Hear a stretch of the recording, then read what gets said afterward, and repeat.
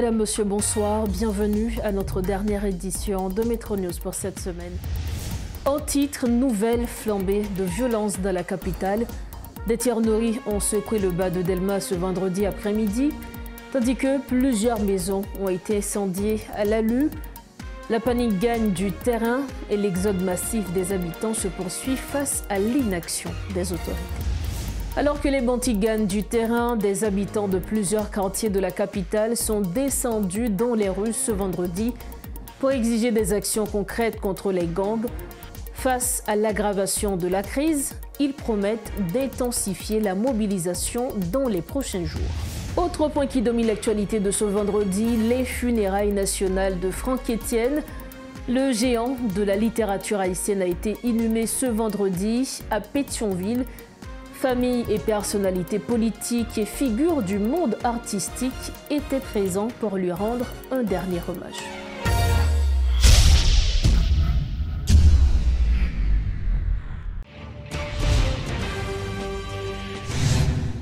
Bienvenue à tous au développement des titres de l'actualité. La terreur persiste dans la capitale ce vendredi. En début d'après-midi, des tirs nourris ont de nouveau retenti dans le bas de Delma. Parallèlement, à Lalu, les bandits ont incendié de nombreuses maisons. La peur ne cesse de croître parmi la population civile, tandis que les quartiers avoisinants restent en alerte, redoutant une attaque imminente des bandits. Jusqu'à présent, aucune réponse proportionnée n'a été apportée pour contrer ces actes de violence. Pendant ce temps, l'exode massif des habitants des zones proches des affrontements se poursuit et plusieurs quartiers de Pétionville, récemment ciblés, demeurent sur leur garde, craignant de nouvelles offensives. Les déplacés du site Virginie sans peur, situé aux abords du Champ de Mars, se retrouvent une fois de plus sans abri après avoir été violemment expulsés par des groupes armés ayant pris d'assaut leur camp de fortune. En quête d'un refuge, nombre d'entre eux ont tenté de s'installer dans l'enceinte de l'Office d'assurance véhicules contre-tiers sur l'avenue Charles Sommer. Cependant, ils ont été refoulés à plusieurs reprises par les forces de l'ordre et les agents de sécurité de l'institution.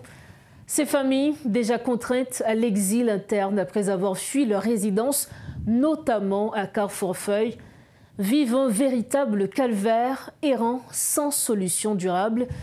Elle lance un appel pressant aux autorités et aux décideurs afin qu'une réponse urgente soit apportée à leur détresse. Suivez ce reportage de Gerbijan.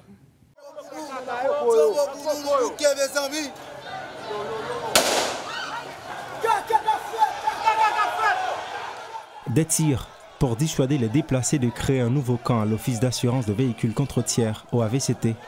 C'est une nouvelle vague de violence qui s'abat sur Haïti, forçant des familles déjà déracinées à fuir à nouveau. Après avoir trouvé refuge dans des camps de fortune, les déplacés du site Virginie sans peur, près du Champ de Mars, et ceux du camp Accra à Delma 30 se voient contraints de repartir, chassés une nouvelle fois par des gangs armés. Comme à l'accoutumée, personne n'est épargné. Pas même ceux qui avaient déjà tout perdu. Une situation qui augmente encore la détresse et la colère de ces survivants. Moi-même, je suis victime par bandit.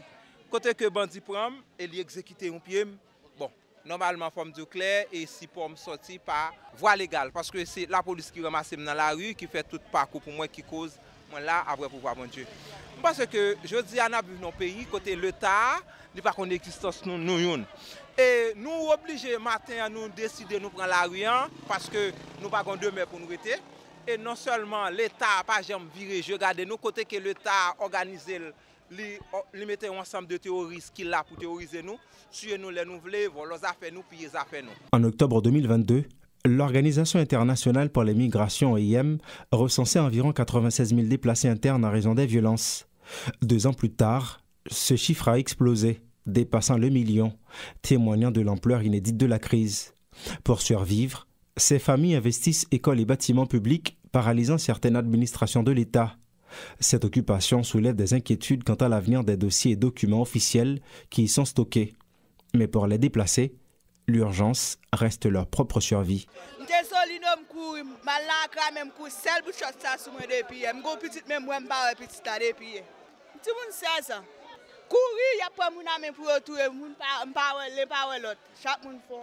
D'après un rapport de l'OIM, actualisé en février, les affrontements armés de ce mois ont provoqué un nouvel exode, touchant plusieurs quartiers de la zone métropolitaine de Port-au-Prince. Parmi les plus affectés figurent Delma 30, Carrefour-Feuille, Métivier, Corvette et Tabar 27. Au total, 12 971 personnes ont été contraintes de fuir une fois de plus, alors que les rares abris encore disponibles deviennent eux-mêmes des cibles.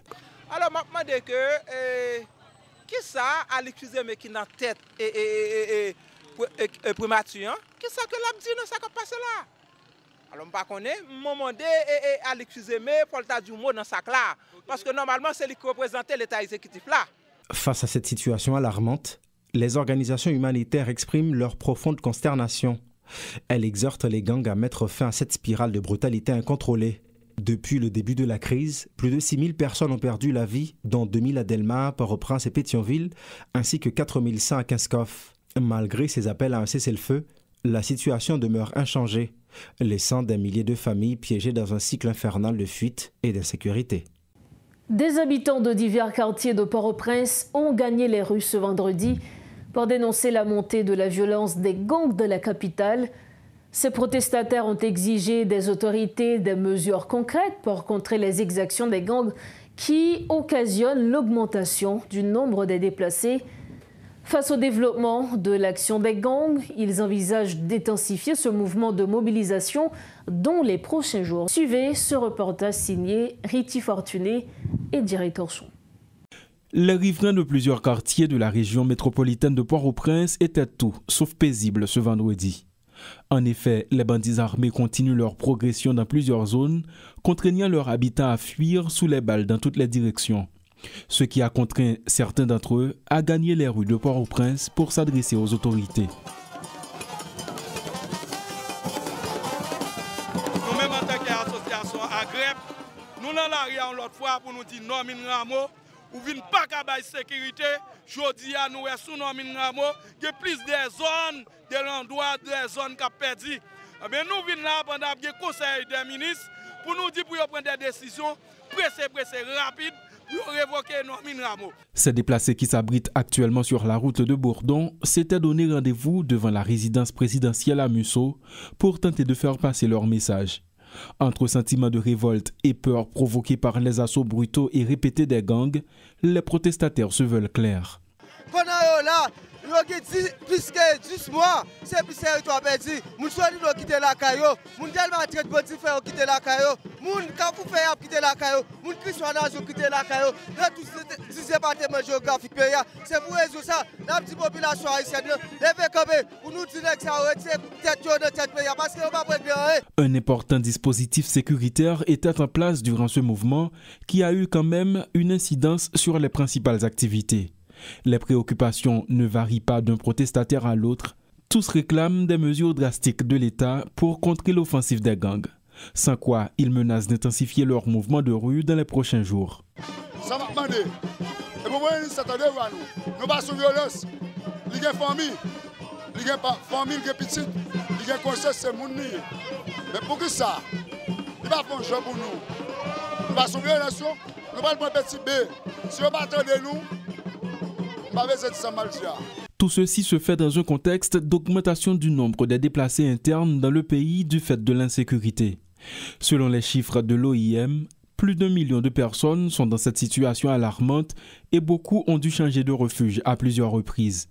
Ces mouvements de population sont alimentés par la violence incessante des gangs, l'effondrement des services essentiels, en particulier les soins de santé, et l'aggravation de l'insécurité alimentaire.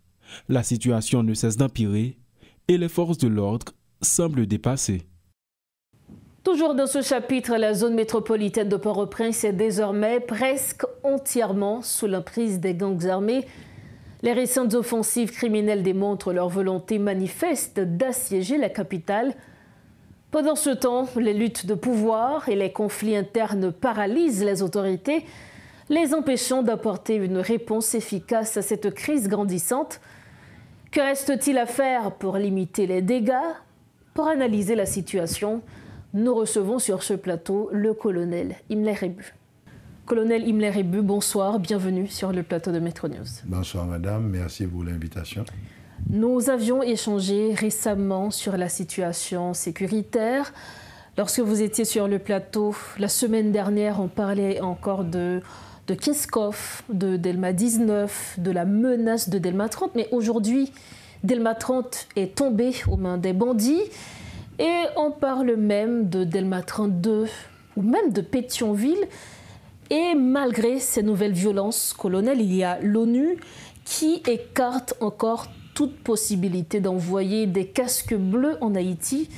Lorsque vous suivez l'évolution de la situation sécuritaire, qu'est-ce que vous vous dites et comment est-ce que vous assimilez ces évolutions?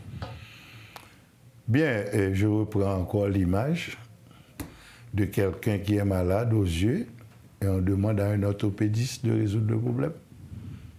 Mais pire, l'orthopédiste prend le cas. Et nous gérons un vrai faux problème. Toute la puissance des bandits nous dit qu'ils sont à l'intérieur d'une stratégie. Et on ne va jamais sortir la donne. Ils ont une stratégie liée à l'encerclement total, à l'étranglement, qui sont des phases opératoires normales, auxquelles l'État haïtien n'a jamais su opposer une tactique contraire. Donc nous payons le prix de leur offensive. Parce qu'on n'est même plus sur une position défensive. Parce que si on peut avoir des affrontements au champ de Mars, donc à moins de 300 mètres du palais national, c'est évident qu'on est dans une situation théoriquement perdue. Maintenant, comment inverser la tendance? C'est le matériel, l'équipement, la préparation avec ce matériel, cet équipement, et puis le renforcement du moral des hommes. Or, nous ne faisons pas ça. Maintenant, sur le plan international, ce qui est arrivé avec l'ONU, ce n'est pas une information. Vous l'aviez toujours dit, justement. J'ai toujours dit que l'ONU, les conditions géopolitiques pour l'arrivée d'une force internationale en Haïti ne sont pas réunies. Mais non, vous aviez parlé de renforcement, notamment d'avoir des équipements. Est-ce qu'aujourd'hui, d'ailleurs plus d'un le disent, selon plusieurs observateurs, l'armée d'Haïti, les FADH aujourd'hui, les forces armées d'Haïti, devraient prendre le contrôle de tout ce qui se fait aujourd'hui? Quelle est votre position? Je me pose certaines questions. Vous savez que nous autres, les militaires, nous avons plein de restrictions quant à la parole publique. Il y a beaucoup de choses que nous n'avons pas le droit de dire. Et même l'homme à 6 pieds sous terre, il y a des bails qui concernent l'armée, je ne peux pas parler. Est-ce que l'armée n'est pas encerclée, bridée par l'autorité politique? Et pour brider l'armée, politiquement, ce n'est que pas mal, ça a besoin. Et c'est le cas? Je ne sais pas, je ne peux pas répondre, mais je ne suis pas sûr que l'armée a le matériel, l'équipement qu'il faut. Mais non, et si l'armée, justement, reçoit ces matériels? Vous parlez de questions volontaires, on dit que tu volontaire Kounia, l'armée recevoir matériel sayo. Est-ce que Kounia l'armée a camper pour résoudre le problème? Non. Parce que selon pile monde, c'est le chaos aujourd'hui. Si vous m'embarrassez, et je sais que l'armée a une partie de son personnel qui est préparé pour ce genre de situation. Il y a des gens qui ont été formés à l'étranger, qui ont une très bonne formation. Il y a de bonnes réserves en Haïti, des gens habitués aux situations tactiques et stratégiques, qui ont l'avantage de la connaissance du terrain. Donc, si on avait fait ce qui devrait être fait pour rendre l'armée opérationnelle, mais pas l'armée seulement. Parce que la situation que nous avons est une situation extrêmement délicate. On ne peut pas utiliser la totale puissance de l'armée telle que sociologiquement organisée. Mais il y a des solutions. Par exemple, ce sont des gens de l'armée qui contrôlent le port depuis près d'une année. Et dans cette zone-là, la tranquillité a été établie pour le port. Donc il y a des solutions. Si on a l'intelligence de bien coordonner l'action de la police nationale, il faut me profiter de l'occasion ça pour me présenter sympathie au commissaire Parison, qui est un vrai soldat, et que je rétablis vite parce que je dois abriter sous cabane d'hôpital longtemps. Et à la police nationale, aux agents de la police nationale qui font un travail très difficile avec très peu de moyens appropriés. Malheureusement, la police n'a pas les chaînes, les cordons de la décision en matière de s'approvisionner en matériel et équipement idoine. Et c'est le même problème pour l'armée, mais le matériel et l'équipement existent. Et ça fait longtemps que je dis que Bagay Haïti appelé d'acheter répondent à 5%, peut-être 5% pas plus, dans la mobilisation troupe. Au contraire, l'utilisation de ce que nous appelons en Haïti des blindés vient nous handicap. Premièrement, il permet de transporter une quantité de troupes qui pitié sur les théâtres des opérations. Deuxièmement, parce qu'on n'a pas le nombre, on est obligé de rester encastré. Donc nous ne pouvons pas évoluer sur le terrain. Moi, je crois que la population utilise un baril et des pieds-sols.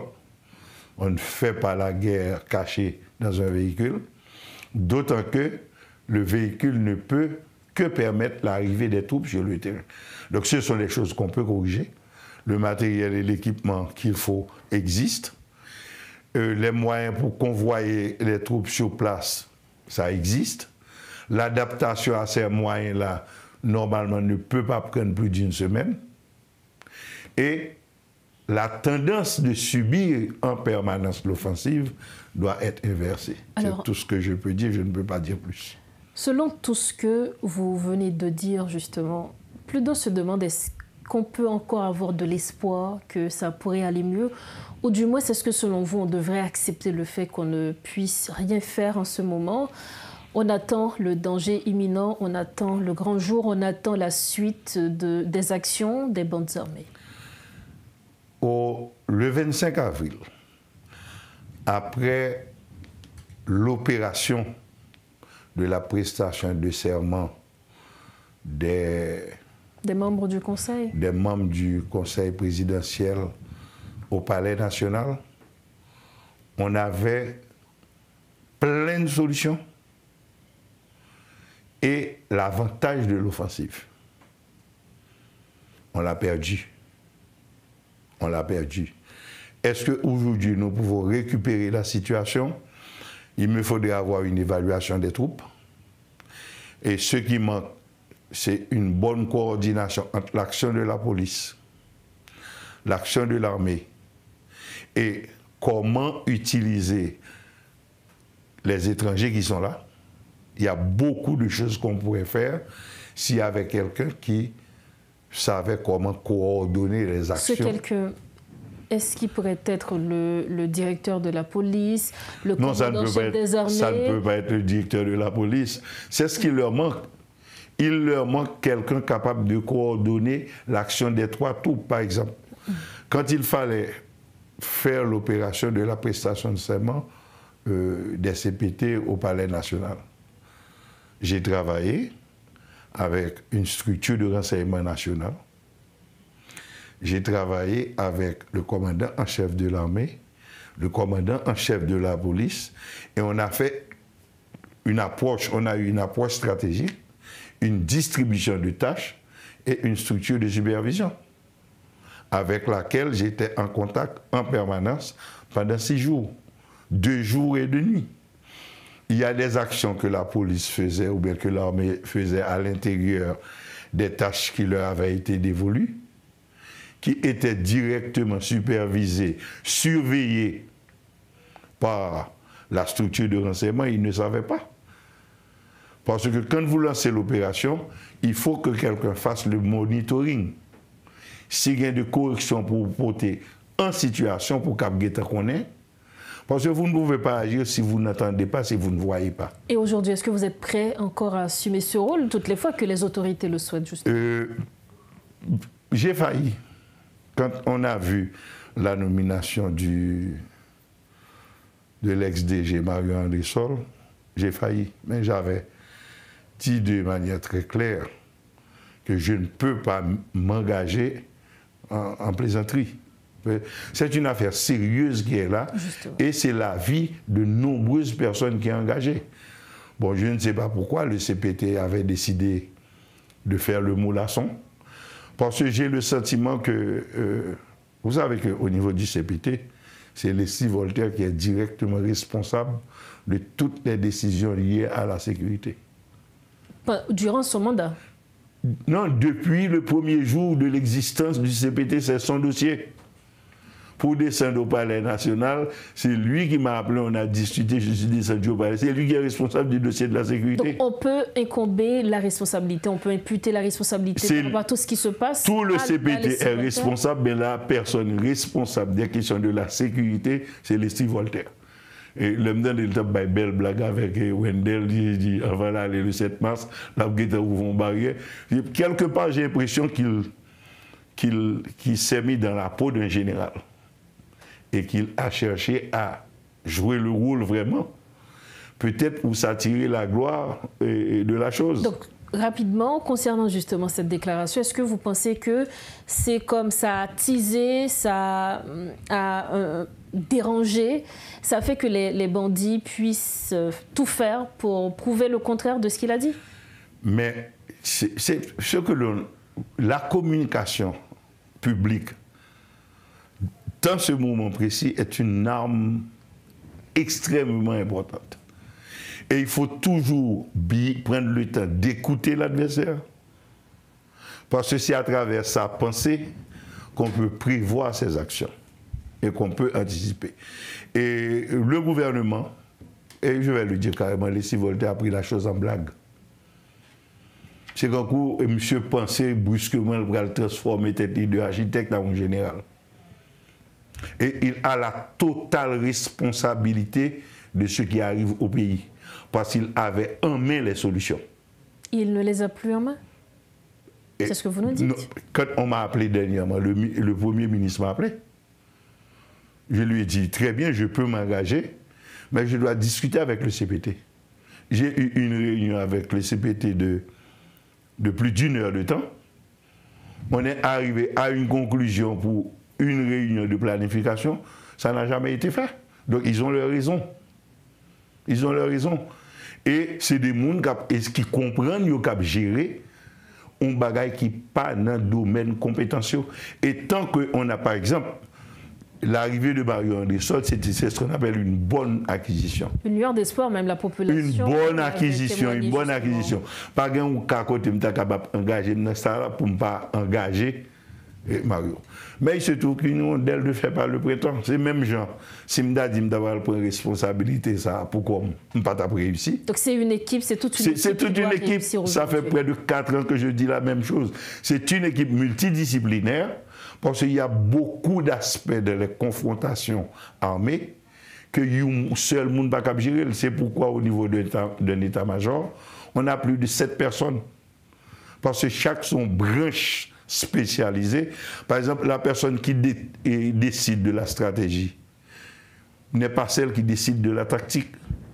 Et c'est mon qui a décidé de support logistique, sont l'autre spécialisation. Donc c'est la mise en commun d'un état-major qui peut donner des résultats.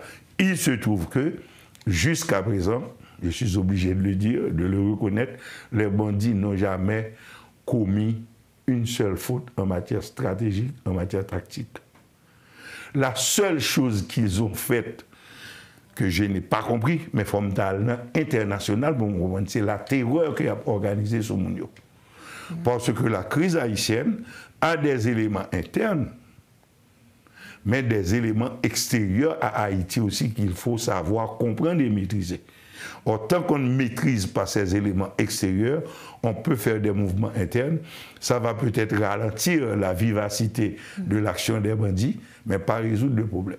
Donc aujourd'hui, il nous faut résoudre ce problème. En tout cas, on espère. Il nous faudrait résoudre ce problème si M. Chefio voulait. Parce que espérons qu'ils veulent. Un monde qui paraît là, il n'a pas qu'à décider pour acheter matériel et équipement. Et il pas la plus grande erreur, c'est de soumettre ses intentions, les intentions d'Haïti, à la bonne volonté des étrangers. C'est à nous de prendre notre Parce que des fois, on va demander qui est étranger n'a pas plus d'intérêt dans sa capacité, parce que ce n'est pas lui-même qui a mon cap mourir. Donc c'est vraiment à nous, Haïtiens, de prendre notre responsabilité. Ça devrait commencer par une acceptation que les civoltaires connaissent son architecte lié, ils pensent stratège militaire. Merci infiniment à vous, colonel Imler Rebu, pour cette interview très riche. Ça a été un plaisir. Merci. Merci de l'invitation. Voilà les propos du colonel Imler Rebu. Il était l'invité de Maître News ce soir. Avec lui, on commentait la situation sécuritaire. Merci de votre fidélité à Metro News. Maître Arnel Rémy du Cadeau a déposé ce vendredi une plainte contre les autorités étatiques, notamment le Conseil supérieur de la police nationale et le Conseil présidentiel de transition. Des habitants de Delma, Keskov, Nazon, Tabar, Crestrois, entre autres, subissent la violence des groupes armés qui agissent en toute impunité, tandis que les autorités se contentent de querelles pour préserver leur pouvoir. L'homme de loi estime que ces autorités, conformément aux dispositions légales, peuvent être poursuivis devant les tribunaux de droit commun pour non-assistance à personne en danger. Nous écoutons les propos de Maître Arnel Rémy du Cadeau. Je rejeté d'un revers de main tout le monde qui pourrait dire que les membres du CSPN, les membres du CPT, le DGNOMI ne sont pas passifs devant les tribunaux de droit commun. Je dis pour qui ça? Parce que en dans la Constitution, il dit que nul n'est au-dessus de la loi. Avec phrase ça c'est l'épine dorsale des démarche de plainte que nous faisons. Ça veut dire le commissaire du gouvernement France Moncler pral gen pour devoir pour relayer chaque monde ça devant le tribunal pour dire pour qui ça nous rester les bras croisés, pour qui ça dans toute prérogative que la loi ba nous pas assumer responsabilité, nous quitter massacre ça au fait, nous quitter mon tabac à victime, nous quitter mon Delma 30 à victime, nous quitter mon 15 corps à victime, Léogan, la Féoné, Savien et tout côté en d'un pays mon a victime. Donc par rapport à cela, c'est symbolise ça. C'est dit pour nous dire monsieur, nous pas à l'aise parce que nous avons pouvoir non mais nous pas dire rien. C'est dit nous pas à l'aise parce que nous avons pouvoir de décider de pas dire rien. Nous pas à l'aise parce que nous quitter mon a souffrir. Tout le monde paniqué. Avocat paniqué, juge paniqué, tout citoyen haïtien paniqué parce que bon qui le bandit a privé sur eux. Donc dirigeant ça là qui là qu'a pour les belles machines, qui chita, qu'a fait réunion bidon, réunion pas utile rien nous dit ah mon cher, il y a lieu pour nous comme structure de droits humains et comme avocat de saisir les instances répressives pour nous dire écoutez, si vous êtes là ou pas rien, si vous êtes dans nonchalance ou dans lenteur ou dans laxisme, mais le législateur a dit ça. Quiconque par imprudence, par négligence, par inobservance, et pas moi dit. Nous avons un article dans la Constitution qui dit, nous avons un article 264 là qui dit, et nous avons un article dans le code pénal qui parle de infraction par omission. C'est très important.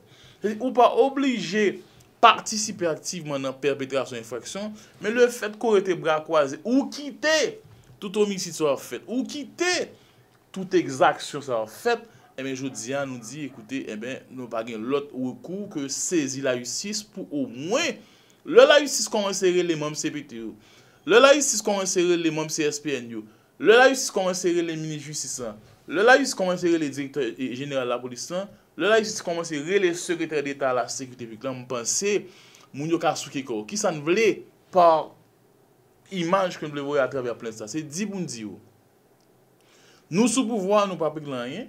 Nous sous pouvoir, plus moun mourir, plus territoire perdu. Nous sous pouvoir, plus si moun bak à l'école.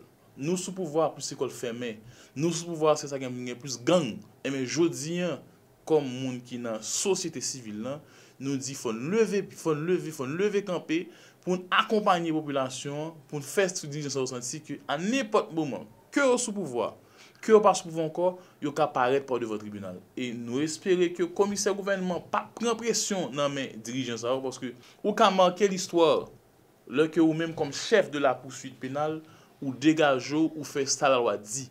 Donc dans ce sens ça plainte là déposé jeudi là pour non assistance à personne en danger. Donc nous déposer contre plusieurs monde, contre conseiller présidentiel contre même CSPN tout le monde qui compose CSPN nous déposer contre même ministre justice comme directeur général de la police parce que yo pas fait rien pour sauver la population, parce que pas fait rien pour éviter massacre, parce que pas fait rien pour éviter que trop de monde victime. Autre information, bien que le carnaval national ait été annulé, les autorités ont décidé de maintenir le congé carnavalesque. Les institutions publiques et privées fonctionneront en demi-journée le lundi 3 mars, tandis que le mardi 4 et le mercredi 5 seront fériés. À l'issue de cette pause, un nouveau président prendra les rênes du CPT, une transition qui, selon des observateurs et des acteurs politiques avertis, pourrait affecter, voire aggraver la situation sécuritaire. Sommes-nous à l'aube d'une nouvelle crise le 7 mars? L'avenir nous le dira. Pour refermer la page nationale de ce journal, les funérailles nationales de Franck Etienne, figure emblématique de la littérature haïtienne, ont eu lieu le 28 février à Pétionville. Décédé à 88 ans, l'écrivain, poète et artiste a été honoré par de nombreuses personnalités politiques, culturelles et artistiques. Lors de la cérémonie, le prêtre a salué un titan de la pensée et du verbe, tandis que son épouse, Marie-André, a exprimé sa douleur et son admiration pour l'homme qu'il était.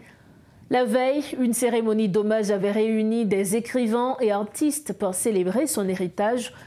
Franck Etienne laisse derrière lui une œuvre monumentale qui a marqué Haïti et le monde.